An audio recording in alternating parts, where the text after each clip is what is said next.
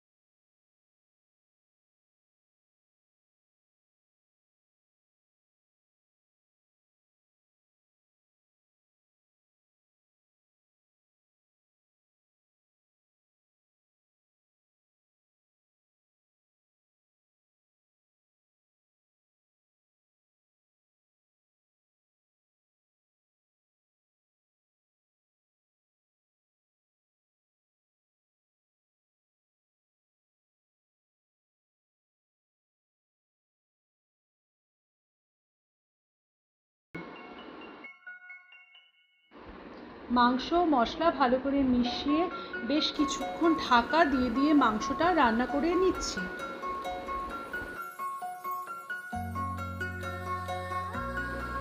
এমন অনেক পরিবার আছে যার বিভিন্ন সদস্যদের বিভিন্ন খাওয়ার চাহিদা, তাই বাড়ির যিনি কর্ত্রী অর্থাৎ যিনি রান্নার দায়িত্বে থাকেন তাকে চিন্তা করতে হয় কাকে কি খেতে দেবেন। কিন্তু মে মাসের এই অত্যাধিক গরমে পরিবারের বিভিন্ন সদস্যদের বিভিন্ন রকম চাহিদা পূরণ করা যিনি রান্না করেন তার পক্ষে খুব কঠিন কাজ হয়ে যায়। তখন আম পোড়া মুরগি এই রান্নাটি মুশকিল আসান হিসেবে কাজ করবে। মুরগির মাংস খুব ভালোভাবে সেদ্ধ হয়ে গেলে দিয়ে দিচ্ছি পরিমাণ মতো জল। এখানে আমি 1.5 কাপ মতো জল ব্যবহার করেছি। আপনারা যতটা ঝোল রাখতে চাইবেন সেই পরিমাণে জল দেবেন। দিয়ে দিচ্ছি কয়েকটি চেরা কাঁচা লঙ্কা।